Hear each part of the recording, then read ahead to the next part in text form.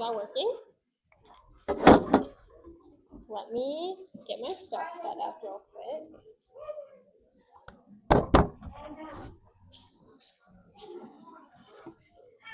All right.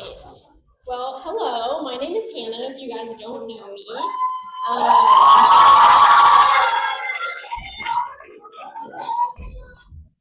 Yeah, a little bit about me. I grew up near San Antonio in a little town called Bandera, a very country town. And then I moved to Dallas to go to school at UTD, where I became a city mouse and no longer a little country girl. I got a psychology degree at UTD and I joined Focus, loved it, it was fantastic. And then I came up here to Denton to do the apprenticeship, so that's why I'm here now. But yeah, I'm really excited to be here, and if I haven't met you, I would love to get to know you. So we're going to jump right in. Today, we're going to be looking at Mark 16, and we're going to wrap up this series that we started on the Gospel of Mark. And while this is the end of the series, I want to assert that this story is really all just a beginning. This whole gospel is jam-packed with so many stories and displays of God's power and miracles that Jesus performs and parables that he tells. It's really just so full of so much, and it comes really quickly. But then we get to the ending, and it kind of just ends on an unsatisfying note. And I think that's because it's just the beginning of the story.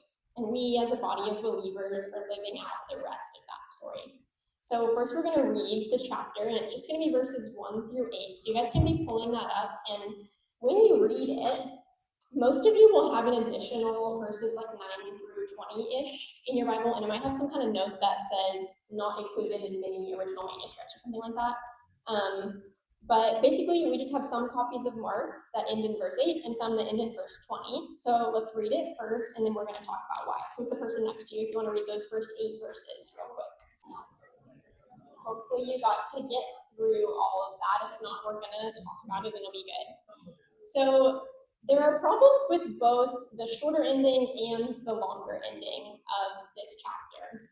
The short ending feels kind of off for a lot of readers because it's pretty unusual to end a book with a conjunction. It just says, for they were afraid and they ran away and were silent. It's also pretty unusual to end a story with women that are paralyzed by fear. That doesn't really sound like the gospel that we're used to. And it's pretty unusual that Mark wouldn't include any resurrection appearance, since that was a pretty basic element of early Christian preaching and teaching from the beginning. But on the other hand, the longer version also has some issues. There's some like textual literary things. For example, in verses 8 to 9, it's a pretty strange transition. If you look in verse 9, it introduces Mary Magdalene, and she'd actually already been introduced previously in the gospel, so it'd be kind of odd to explain who she is again and like tell a little bit about her, because the readers already know. And then the added endings usually have the women informing disciples about what they saw in the tomb, which directly contradicts what we just read where it says they said nothing to anyone. So it just doesn't really make sense. And then finally, the longer version, it has a pretty different style and vocabulary from the rest of Mark. There's like really smart people that will put these texts into like computer models, and it'll analyze them and tell you like, this was written by one author and this was written by another. And it's told us that the last few verses of Mark, like 9 through 20, were probably written by a different person. It just doesn't like line up. And then there's a few historical reasons. The longer ending is omitted by the first, or like the oldest 2 manuscripts, and many others. And then the church fathers don't really show any knowledge of having those verses included. So it's pretty likely that there were some scribes that came after and they added these endings to provide something that was more satisfactory or more orthodox to end this gospel. They probably didn't like that Mark just kind of left things hanging. It seems like it was probably less skilled writers that were trying to fix something that God and Mark had left and chose not to make it explicit. So we're going to get into exactly what Mark was doing when he finishes his writing on a cliffhanger like this. So a lot of you, probably most of you, have read most or all of Mark at this point throughout our series. And one thing that you might have noticed is that the disciples and the other people in the story don't exactly nail it every time they're supposed to do something. There's times that they're told to remain silent, and instead they go and tell what Jesus has done. Sometimes they're told to do a simple task, and they don't follow through. For example, the man with leprosy, a lot of you have probably read this verse in FOJ if you've done that study. He comes up to Jesus and is like, please, can you heal me? Jesus heals him, and then he says, go to the temple and present the proper sacrifice to the priest and don't tell anyone of what I've done. And instead, the man goes and he immediately tells a whole bunch of people. So he's just directly in opposition to what Jesus tells him to do. And then later, it's in Mark 14, Jesus has Peter, James, and John with him, and he's praying in the garden. He asks them to stay awake, and they don't stay awake. Multiple times he comes back and they've fallen asleep. Then later in chapter 14, it's in verse 50, Jesus is arrested, and it says, everyone deserted him and fled, which is odd because all of the disciples, they were in the upper room with Jesus, they've just said that they will not be the ones to leave Jesus. And then immediately after, they do. And then finally, the women's fear and silence at the end of this passage that we just read, it just is not what they were told to do. The angel is sitting in the tomb, like we read, and he tells them that they should go and proclaim to the disciples and to Peter that Jesus has risen, and instead they run away in fear and silence. So it's exactly what they're not supposed to do. In the whole gospel, there's lots of places where this happens, where they don't follow through with what they've been told. There's a couple times when secrecy is obedience, and instead they go and tell many people. Times when they're asked to stay awake, and instead they fall asleep. Times when they've committed to be faithful to Jesus, and instead they're asked to share, and instead they run away silent and afraid. And then we have the disciple Peter. Peter is the first one that it's revealed to that Jesus is the Messiah. This is in chapter 8, which is right in the middle of the gospel. And if you remember all of our teaching about chiasms, it's really important that this is the middle. We have a slide for this. It says, Jesus and his disciples went on to the villages around Caesarea Philippi. On the way, he asked them, who do people say that I am? And they replied, some say John the Baptist, others say Elijah, and still others, one of the prophets. But what about you? He asked. Who do you say that I am? Peter answered, you are the Messiah. And Jesus warned them not to tell anyone about him. So we see here Peter knows who Jesus is, and he walks all the way with Jesus to the garden in Gethsemane that Darby was telling us about a couple weeks ago. And in chapter 14, we see Peter tells Jesus that he will never disown him. This is when they're in the upper room and they're having that last meal before Jesus is taken away to be crucified. It's chapter 14, verse 27. It says, you will all fall away, Jesus told them, for it is written, I will strike the shepherd and the sheep will be scattered. But after I have risen, I will go ahead of you into Galilee. Peter declared, even if all fall away, I will not. Truly I tell you, Jesus answered, today, yes, tonight, before the rooster crows twice, you yourself will disown me 3 times. But Peter insisted emphatically, even if I have to die with you, I will never disown you. And all the others said the same. So Peter knows Jesus is the Messiah. He declares that he will never disown his Messiah. And then a few verses later, let's look and see what happens. This is starting in verse 66. While Peter was below in the courtyard, one of the servant girls of the high priest came by. When she saw Peter warming himself, she looked closely at him. You were also with that Nazarene Jesus, she said, but he denied it. I don't know or understand what you're talking about, he said, and went out into the entryway. When the servant girl saw him there, she said again to those standing around, this fellow is one of them. Again, he denied it. After a little while, those standing near Peter said, surely you are one of them, for you are a Galilean. Then he began to call down curses, and he swore to them, I don't know this man you're talking about. Immediately the rooster crowed a second time, and then Peter remembered the word Jesus had spoken to him. Before the rooster crows twice, you will disown me 3 times. And he broke down and wept. So we know from some other sources that Peter had actually gone back to fishing at this point after he denies Jesus.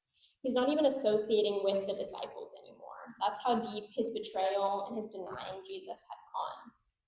We don't know what caused Peter to leave this life so quickly and to retire to his old one.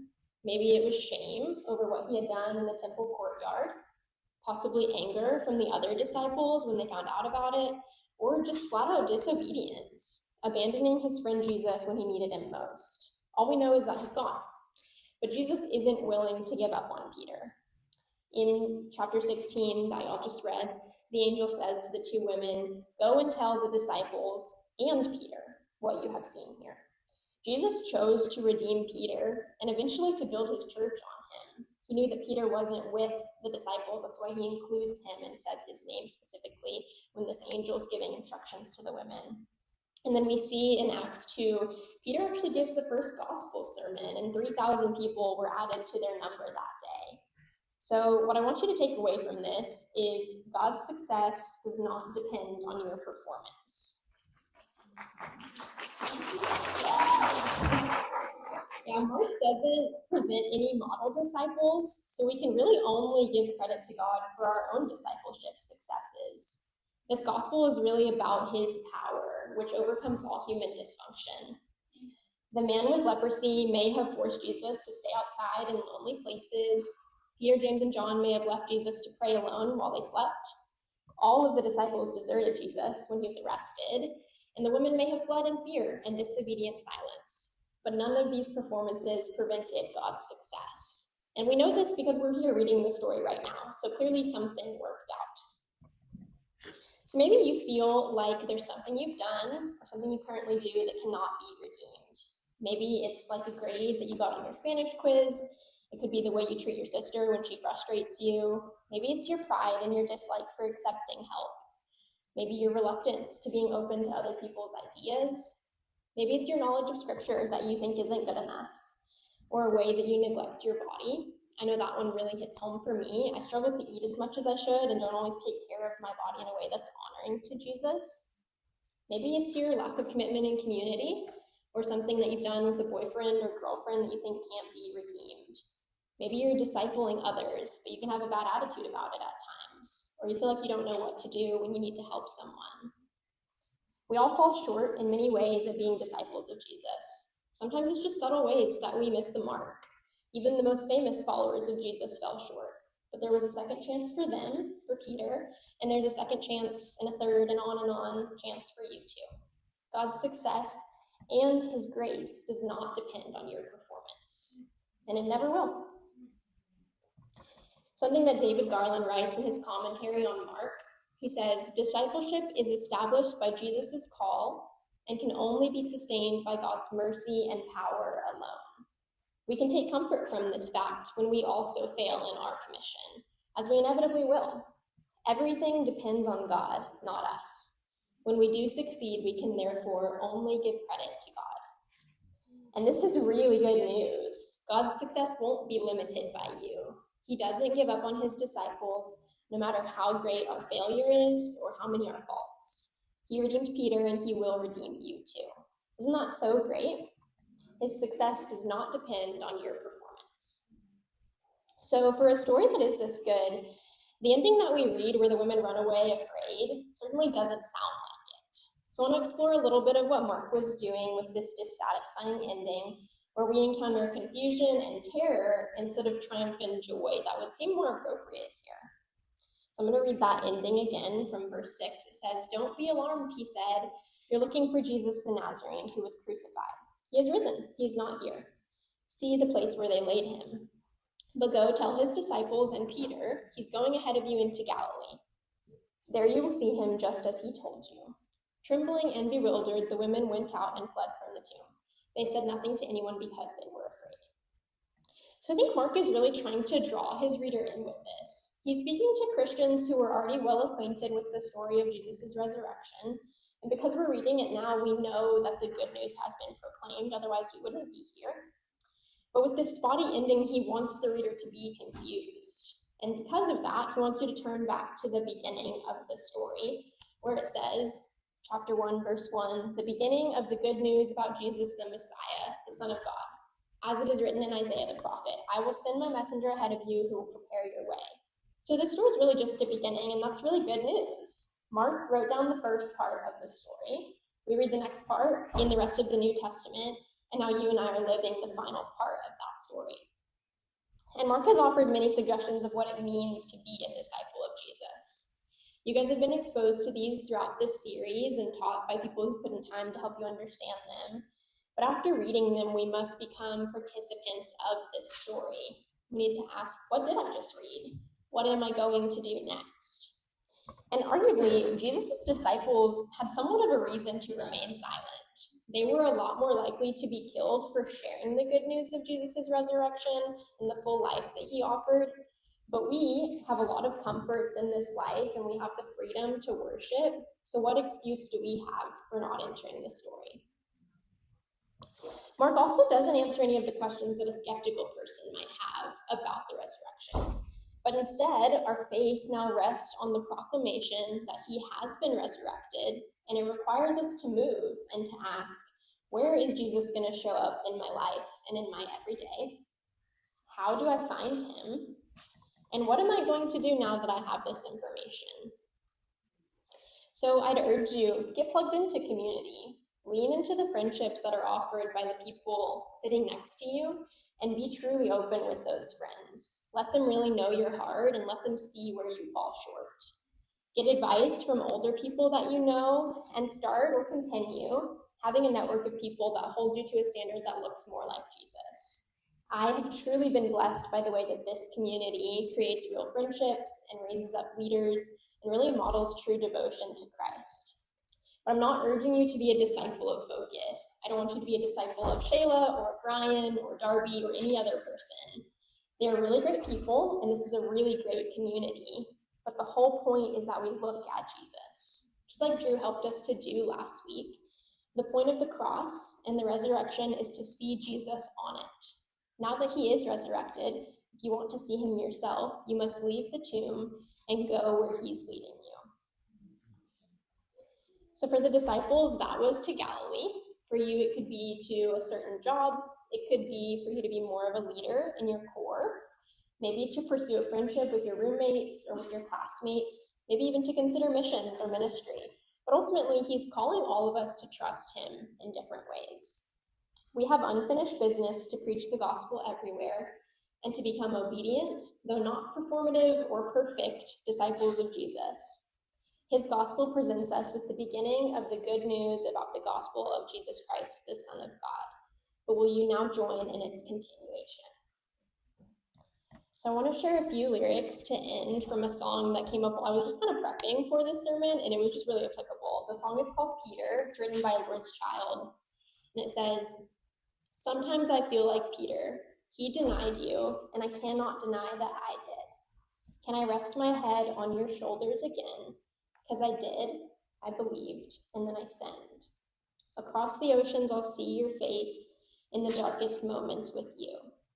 And it switches to where God is speaking. He says, "Come away and rest your head on me. You've been away, I can see. You're burdened down, I'll lift you now. Just come with me." So when you feel like Peter and you can't deny that you have messed up, hear him saying to you, "Come rest your head on me. I'm not finished with you yet. Your performance doesn't define me or my grace. Just come with me." That's the beginning of the good news. Let me pray. Yeah, God, I just really thank you for the way that you have helped us to see how you redeemed Peter so that you have given him this love, and that we know we can have that same sort of love that you offer him. Thank you for these writers who really helped us see the way that this happened and how they've just so brilliantly weaved together this story of good news for us. Please give us what we need to be action-oriented people that are really just spurred on by the words we've just read. We want to be active and moving for you, God. We just thank you and ask that you would be with us the rest of this evening. In your name I pray. Amen.